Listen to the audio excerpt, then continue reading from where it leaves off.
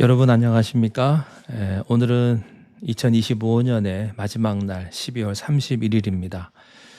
올 한 해 주님의 은혜를 돌이켜 보시면서 또 올 한 해 잘 마무리하시는 하루가 되시기를 바랍니다. 자, 오늘 2025년을 마무리를 하면서 오늘 마지막 날은 잠언의 말씀을 함께 나누도록 하겠습니다. 잠언 15장 1절, 2절 말씀입니다. 유순한 대답은 분노를 쉬게 하여도 과격한 말은 노를 격동하느니라. 지혜 있는 자의 혀는 지식을 선히 베풀고 미련한 자의 입은 미련한 것을 쏟느니라. 아멘. 우리의 말은 부메랑과 같습니다. 그래서 어떤 말을 하든지 그 말은 반드시 우리에게 돌아오게 되어 있습니다. 우리가 좋은 말, 선한 말을 하면 그 말이 우리에게 그대로 돌아오게 됩니다.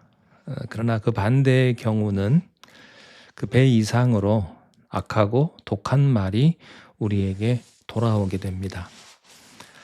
우리의 말은 또한 나비 효과가 있습니다.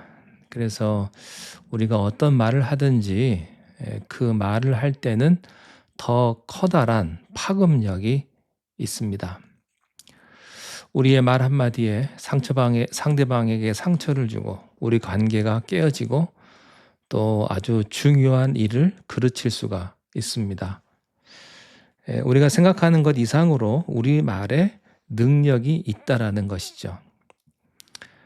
그 우스갯소리로 사람이 셋이 모이면 화장실 가기가 참 어렵다라는 말이 있습니다. 왜 그럴까요? 그 자리 잠깐 비우는 순간에 자기의 귀가 막 간지러워지는 그런 희귀한 경험을 할 때가 혹시 있을지 모르겠습니다. 그 사람이 없으면 없는 사람 흉을 보니까. 여러분, 사람의 말에는요 능력이 있고요. 우리가 말하는 것들을 잘 생각하고 좋은 말을 해야 되는데 대부분의 사람들은 어떻습니까? 좋은 말, 선한 말을 하기보다는 가십을 말하고 안 좋은 말을 말할 때가 참 많은 것을 보게 됩니다. 그런데 우리가 기억해야 될 것은 내가 지금 안 좋은 이야기를 하고 있는 그런 가십을 말하고 있는 바로 그 사람이 언젠가는 내 이야기를 할 수도 있다라는 것을 기억해야 합니다. 여러분이 욕하는 사람이 여러분을 욕할 수 있습니다. 그래서요, 우리가 함께 교제하고 말하는 사람들을 점검할 필요가 있다라는 것이죠. 여러분들은 어떤 사람들과 함께 교제하고 얘기하는 것을 좋아하십니까? 아마 대부분의 사람들이요, 그 리액션이 좋은 사람, 그리고 말을 정말 맛깔스럽게 하고 아주 유머러스하고 재미있게 하는, 말을 재미있게 하는 사람들과 대화하는 것을 좋아할 것입니다. 그렇습니다. 리액션 좋은 사람과 대화하는 것은 정말로 즐거운 일이에요. 내 말 한마디에 정말로 좋아해주고 기쁘게 반응해주고 웃어주고 관심 가져주고 마음을 열어주면 어떤 말도 하고 싶어요. 마음속에 있는 속 깊은 이야기를 다 하면서 이런 말도 하죠. 내가 왜 이런 얘기까지 했지? 그렇게 말할 정도로 내 얘기를 많이 합니다. 리액션 좋은 사람들을 우리가 좋아하죠.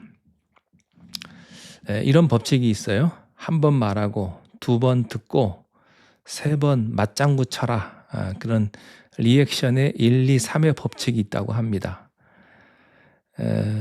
여러분, 우리가요 말하는 권리는 들을 때 생긴다고 합니다.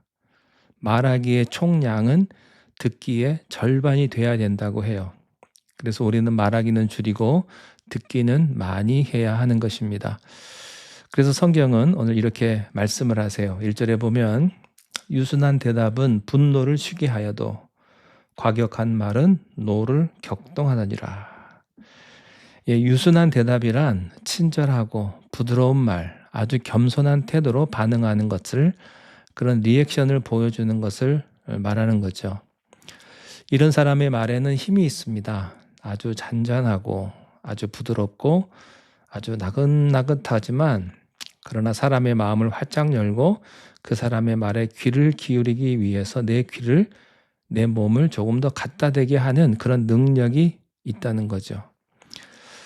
그런데 반면에 과격한 말은 어떻습니까?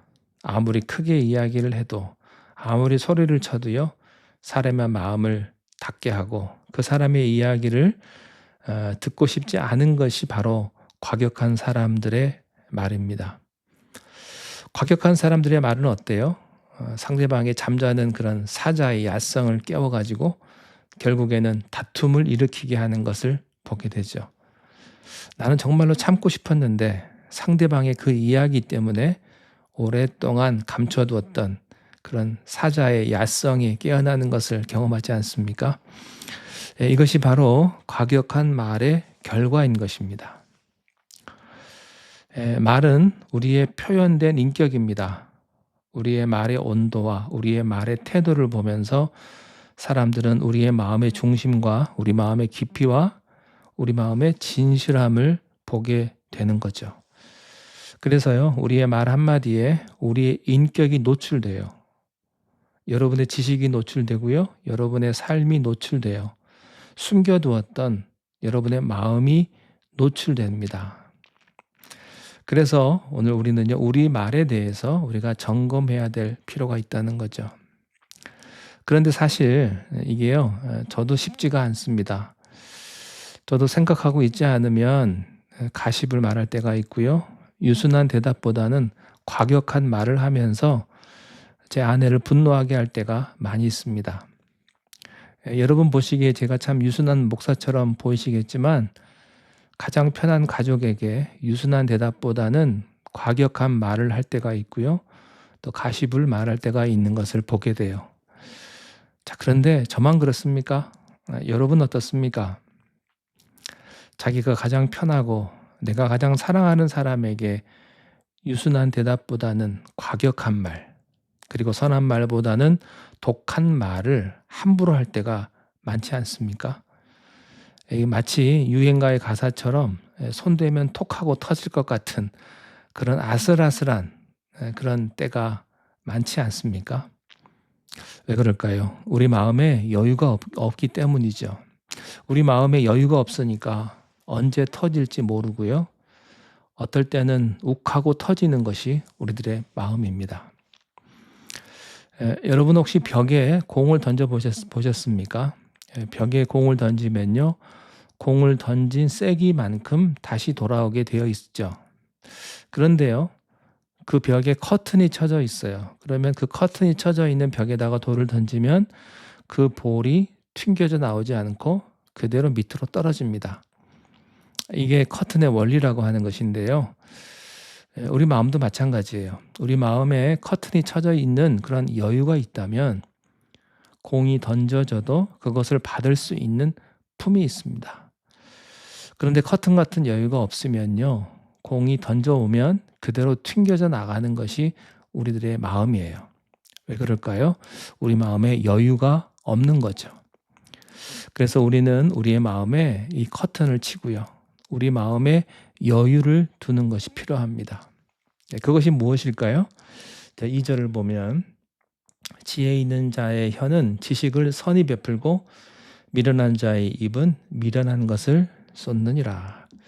우리 마음에 커튼 같은 여유를 주는 것은 바로 지혜자가 베푸는 선한 지식입니다. 지혜자의 말에는 깊이가 있고 진실함이 있습니다. 지혜자의 말에는 그 중심이 바로잡혀 있고 그 말을 들으면 우리 삶에 균형을 잡을 수 있는 힘이 있고 바른 길을 가도록 인도합니다. 그래서 우리는요, 지혜자의 입에서 나오는 지식을 추구하고 그 말씀대로 살아가기를 노력해야 하는 것이죠. 자, 그러면 우리가 배워야 될 지식은 무엇일까요?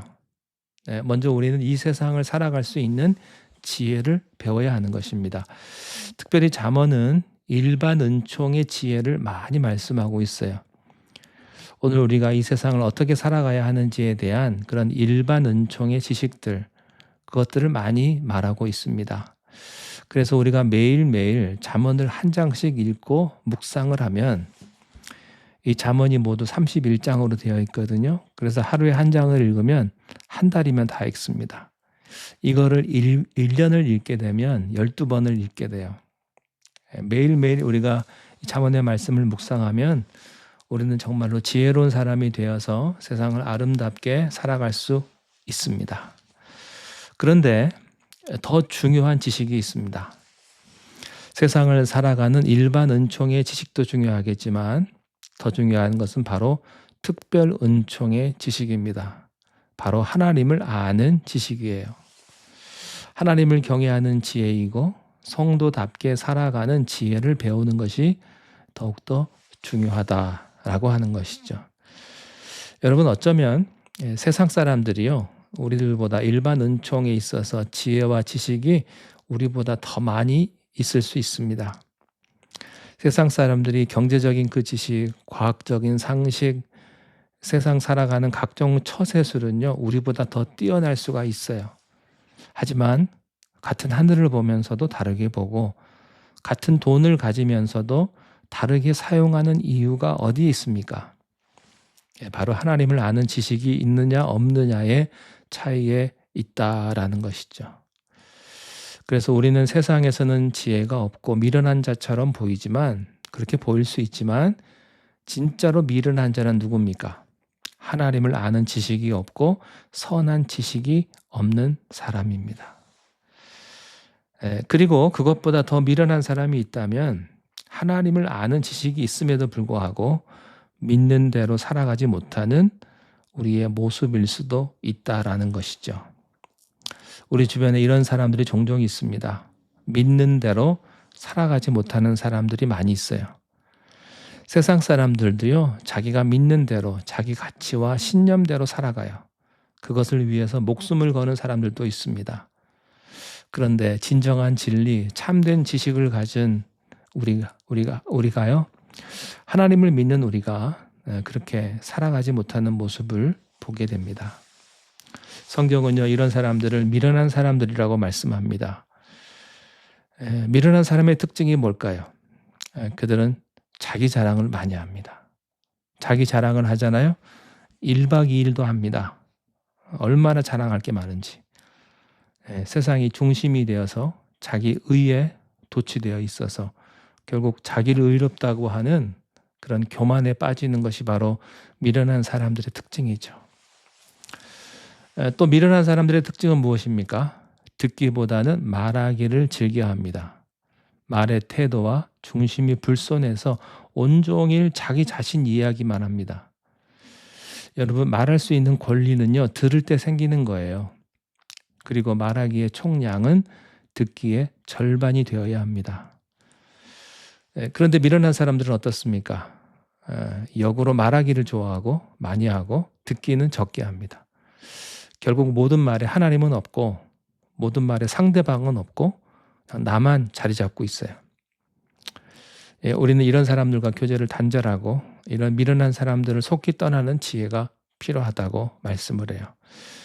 오늘 말씀에 이런 사람들을 향해서 이렇게 말씀을 주고 있습니다.